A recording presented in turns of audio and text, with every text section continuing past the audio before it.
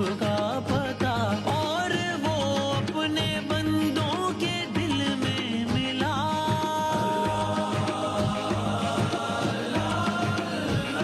یعنی ان کی خوشی میں ہے بسم اللہ الرحمن الرحیم. رب اشرح لی صدری ویسر لی امری واحلل عقدۃ من لسانی یفقہوا قولی. داستان حضرت یوسف علیہ السلام جاری ہے اور بات کل یہاں تک پہنچی تھی کہ حضرت یوسف علیہ السلام جن سے ان کے بھائی بہت حاسد تھے وہ ایک بہانے سے لے کر گئے یوسف علیہ السلام کو ایک کنویں میں انہیں پھینک آئے اور اس کے بعد گھر جا کر اپنے والد محترم جو کہ بھی اللہ کے نبی تھے حضرت یعقوب علیہ السلام سے یہ کہا کہ ہم تو کھیل کود میں مصروف تھے کہ اتنے میں یوسف علیہ السلام کو ایک بھیڑیا کھا گیا.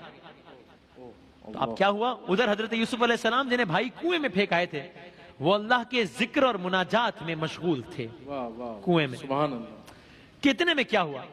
تھوڑی ہی دیر گزری تھی کہ ایک قافلہ جو مدائن سے مصر جا رہا تھا اللہ اللہ. راستہ بھول کر اس طرف نکل آیا کہ جہاں پر وہ کنواں تھا. یہ جس کنویں میں حضرت یوسف علیہ السلام کو ڈالا تھا ان کے بھائیوں نے آبادی سے کافی دور تھا ایک کنواں. اچھا قافلے والے جو وہاں سے گزر رہے تھے وہ اس علاقے سے نہ بلد تھے نہ واقف تھے جانتے نہیں تھے وہ علاقہ ان کے لیے نیا تھا. تو کنویں کو دیکھ کر اس کنویں سے پانی لانے کے لیے انہوں نے اپنے ساتھی کو بھیجا کہ قافلے نے جگہ پڑاؤ ڈالا اور کسی سے کہا کہ یہ تو کنواں ہے ذرا پانی نکالا ہو کچھ. وہ ساتھی بڑھا کنویں سے پانی نکالنے کے لیے. اب کیا دیکھتا ہے کہ جب پانی کے لیے اس آدمی نے کنویں میں ڈول لٹکایا یوسف علیہ السلام نے وہ رسی پکڑ لی. سبحان اللہ سبحان اللہ.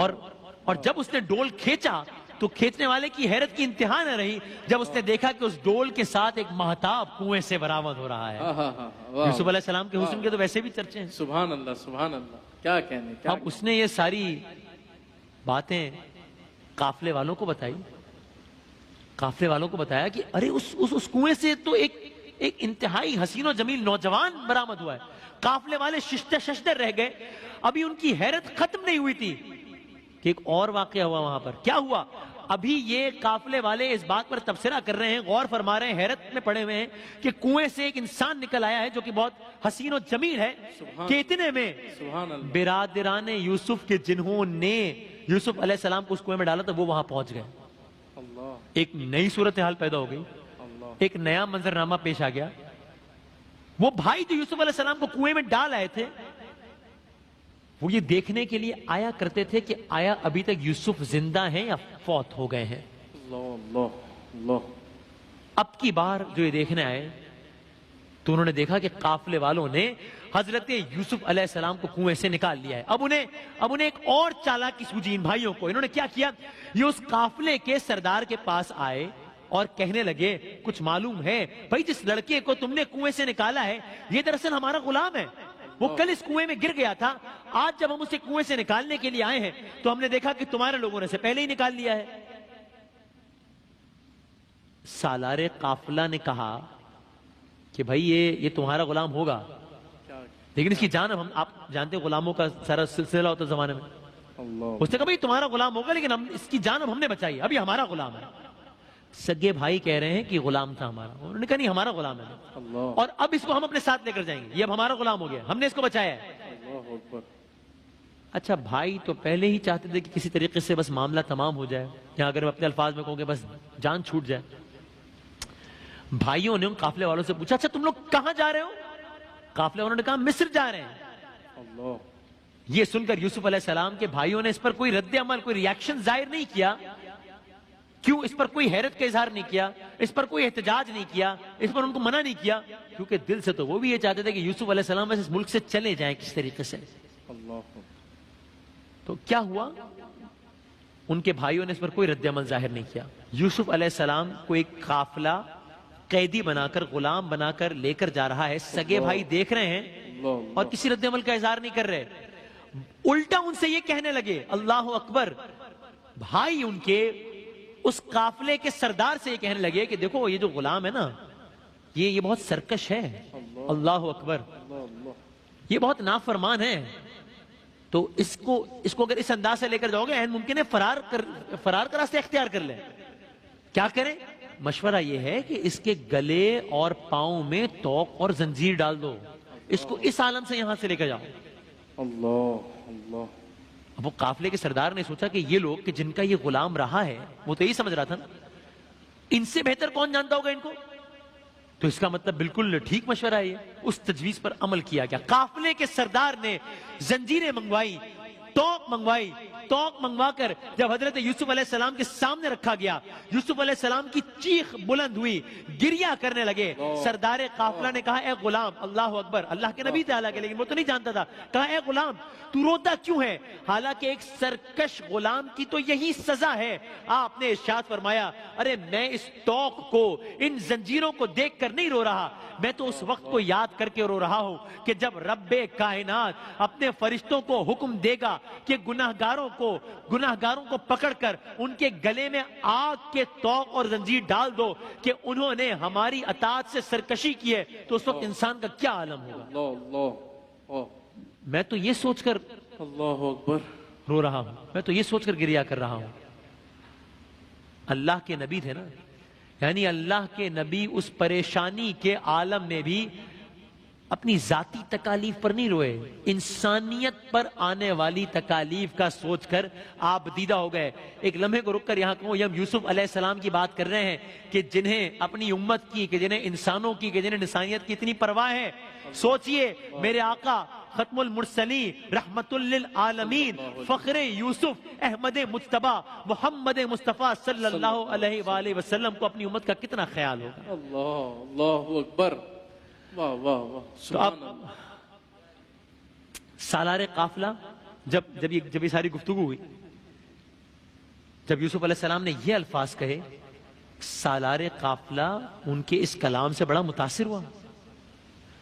سمجھ گیا کہ یہ کنویں سے جو شخص برآمد ہوا ہے، واہ واہ واہ. یہ تو چاند سی صورت ہے، یہ کوئی عام ہستی نہیں ہے. وہ سمجھ گیا، اس کا اندازہ ہو گیا. اللہ اللہ. قافلے والا اس سے کہنے لگا، یوسف علیہ السلام سے کہنے لگا، ان سے یہ کہنے لگا کہ اچھا ابھی ذرا کچھ دیر توقف کرو، ابھی ہم صرف تمہارے جو آقا ہیں ان کو دکھلانے کے لیے ہم تمہارا یہ عالم کر رہے ہیں، آگے چل کر ہم یہ توق اتار دیں گے. بہرحال یوسف علیہ السلام کو توق، زنجیر اور لباس غلامی پہنا کر ایک اونٹ پر بٹھا کر روانہ کیا گیا. اللہ کے نبی ہیں، گھر سے نکلے تھے بھائیوں کے ساتھ، بھائیوں نے یہ عالم کیا اور اب بطور غلام روانہ ہو رہے ہیں. اللہ اکبر. اور یوسف علیہ السلام کے سارے بھائی، بے وفا بھائی، یہ منظر دیکھ رہے ہیں اللہ. اور یہ منظر دیکھ کر وہ روانہ ہو رہے ہیں، دل میں خوش ہو رہے ہیں. یوسف علیہ السلام غمگین ہیں، مغموم ہیں، ان کے بھائی مسرور ہیں. یہاں تک کہ اس سالار قافلہ نے ایک غلام کو یوسف علیہ السلام کی نگرانی پر مقرر کیا اور قافلہ مصر کی طرف روانہ ہوا. غلام کو اس نے مقرر کیا کہ اس کے ذہن میں بہرحال یہ بات تو تھی کہ کہیں، چونکہ بھائیوں نے کہا ہوا تھا کہ فرار کی راہ اختیار نہ کر لے، اگرچہ اس نے کہا تھا کہ ہم یہ توق اتار دیں گے، لیکن ایک غلام کو نگرانی پر مامور کیا. یوسف علیہ السلام، قافلہ چلتا ہے اور یوسف علیہ السلام مڑ مڑ کر اپنے بھائیوں کو دیکھتے ہیں اور روتے جاتے ہیں. اللہ اللہ. قافلہ چلتا جاتا ہے یہاں تک کہ اس قافلے کا گزر ایک قبرستان سے ہوا کہ جہاں یوسف علیہ السلام کی والدہ کی قبر مبارک تھی. اللہ اللہ اللہ. اب جب اس قافلے کا گزر قبرستان آل اسحاق سے ہوا اور جناب یوسف علیہ السلام کی نظر اپنی والدہ محترمہ کی قبر پر پڑی، شفقت مادری کو یاد کر کے جوش و الفت سے بے اختیار اپنے آپ کو ماں کی قبر پر گرا دیا. آپ اندازہ کیجئے کہ ماں وہ عظیم ہستی ہے کہ جس کا تصور مصیبت کے وقت میں انبیاء کے لیے بھی باعث تسکین ہے. یوسف علیہ السلام نے دکھ کے عالم میں اپنے آپ کو ماں کی قبر پر گرا دیا. کہنے لگے، گویا کہہ رہے ہوں، اے مادر گرامی، آپ یہاں قبر مبارک میں آرام فرما ہے، ذرا دیکھیے میری اس حالت بے کسی کو. ملاحظہ کیجئے کہ گلے میں توق ہے، پاؤں میں زنجیر ہے، غلاموں کا لباس پہنا ہوا آپ کا یہ مظلوم بیٹا آپ کی زیارت کو آیا ہے. اور عجب نہیں کہ قبر سے آواز آئی ہو، اے فرزند دل بند، تیری ان باتوں نے میرے دل کو ٹکڑے ٹکڑے کر دیا ہے، تیری ان باتوں نے میرے جگر کو پارا پارا کر دیا ہے. بیٹا، ہر بلا، ہر مصیبت میں صبر کرنا، اللہ تعالیٰ صبر کرنے والوں کو دوست رکھتا ہے. بے شک بے شک بے شک. اب پھر ایک لمحے کے لیے ذرا رکیے. یوسف علیہ السلام کا تذکرہ ہو رہا ہے، مجھے پھر آقا صلی اللہ علیہ وآلہ وسلم فخر یوسف کا واقعہ ذہن میں آتا ہے۔ جب آپ نے بھی یہ واقعہ سنا، اچانک میرے سامنے سرکار دو عالم کا واقعہ آتا ہے، جب آپ بھی دوران سفر اس جگہ سے گزرے تھے کہ جہاں والدہ کی قبر مبارک تھی، اور کم و بیش اسی عمر میں اپنی والدہ کی ناگہانی موت پر بیابان میں ان کی قبر سے لپٹ کر گریہ فرما رہے تھے۔ دنیا سے جاتے وقت سرکار دو عالم کی والدہ نے بھی کچھ ایسے ہی الفاظ کہے تھے، کہا تھا نا بیٹا، ہر نئی چیز نے پرانا ہو جانا ہے، ہر زندہ نے چلے جانا ہے، ایک دن آئے گا جب یہ دنیا تمہاری عظمت کے آگے جھکے گی۔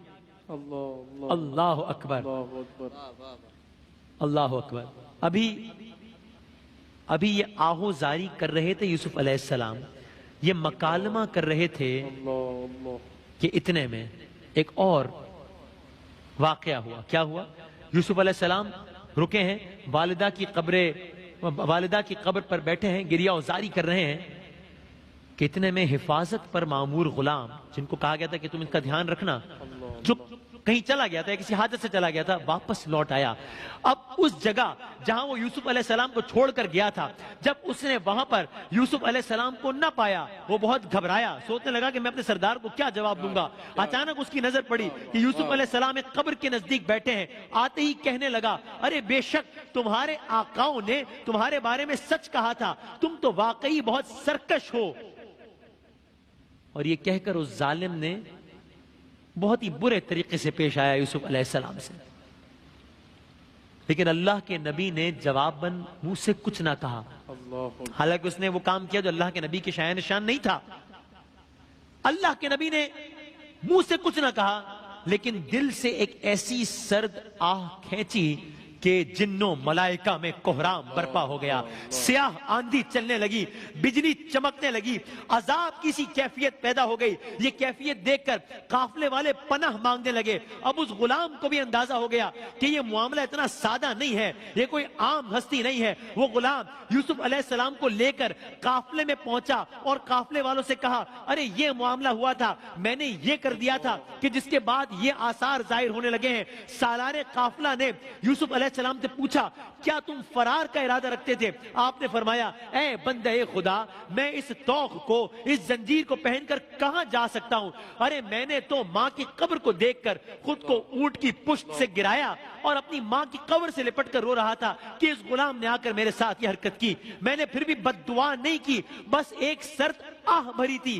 قافلے والے کہنے لگے، خدا کے لیے عذاب کے ٹل جانے کی دعا کرو۔ اب قافلے والوں کو اندازہ ہو گیا کہ یہ معاملہ کوئی اور ہے، یہ کچھ اور ماجرا ہے۔ اب وہی قافلے والے جو پہلے یوسف علیہ السلام سے ایک اور انداز سے پیش آ رہے تھے، اب یہ سارا نیا منظرنامہ دیکھنے کے بعد یوسف علیہ السلام سے کہنے لگے، خدا کے لیے عذاب کے ٹل جانے کی دعا کرو۔ حضرت یوسف علیہ السلام نے آسمان کی طرف ہاتھ بلند کیے، ابھی لب ہلے ہی تھے، عذاب کے آثار ختم ہوئے۔ پس یوسف علیہ السلام کی آہ کے باعث عذاب کے آنے اور یوسف علیہ السلام کی دعا کے باعث عذاب کے جانے کے سارے منظر نے قافلے والوں کو حیران کر دیا، کیونکہ اب انہوں نے اپنے آنکھوں سے سارا منظر دیکھا تھا، اور اب ان کے دلوں پر حضرت یوسف علیہ السلام کی ایسی دھاک بیٹھی کہ سالار قافلہ نے فوراً حکم دیا، ارے اس کے توق اتارو، ارے زنجیر اتارو، ارے غلامی کا لباس اتارو۔ سردار قافلہ کے حکم کی تعمیل ہوئی، توق اتارے گئے، زنجیریں اتاری گئیں، غلامی کا لباس اتارا گیا۔ سردار نے حکم دیا، ارے انہیں لباس فاخرہ زیب تن کراؤ۔ ایسا ہی کیا گیا، اور پھر وہی قافلہ عزت و احترام سے یوسف علیہ السلام کو اونٹ پر سوار کر کے مصر کی جانب روانہ ہوا۔ اب آپ سوچئے کہ یہ داستان شروع کہاں سے ہوئی تھی اور پہنچی کہاں تک ہے۔ گھر سے نکلے تھے، خواب دیکھا تھا، بھائیوں نے سن لیا تھا، بھائی حاسد ہوئے، بھائیوں نے قتل کا ارادہ کیا، بھائی گھر سے لے کر نکلے، آ کر کنویں میں ڈال دیا، آ کر والد گرامی سے عرض کی کہ بھیڑیا کھا گیا۔ قافلہ وہاں سے گزرا، قافلے نے نکال لیا، قافلہ غلام بنا کر لے کر جا رہا تھا، راستے میں یہ حالات پیدا ہو گئے، اور اب وہی قافلہ بادشاہوں کی طرح لے کر جا رہا ہے۔ حالات کا تغیر تو ذرا دیکھیے۔ لیکن داستان حضرت یوسف علیہ السلام نے ابھی ابھی اور بھی بہت کچھ ہے، ابھی اور بھی بڑے تغیرات ہیں. اب یوسف علیہ السلام کا منصب جدا ہے. بس میرا لیکن دل چاہتا ہے کہ اب یہ جملہ آ گیا نا کہ یوسف علیہ السلام کا منصب اب جدا ہے.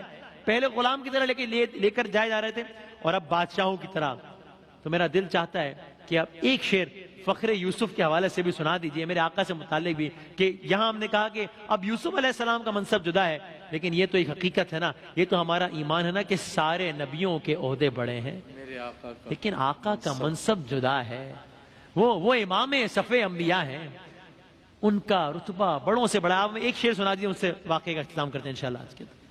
آج یوسف سبحان اللہ. جن کی غلامی میں گئے، سبحان اللہ. آج یوسف بھی جن کی سبحان اللہ. غلامی میں گئے، تم نے دیکھا سبحان اللہ. سبحان اللہ. سب سے اولا ہمارا نبی، سب سے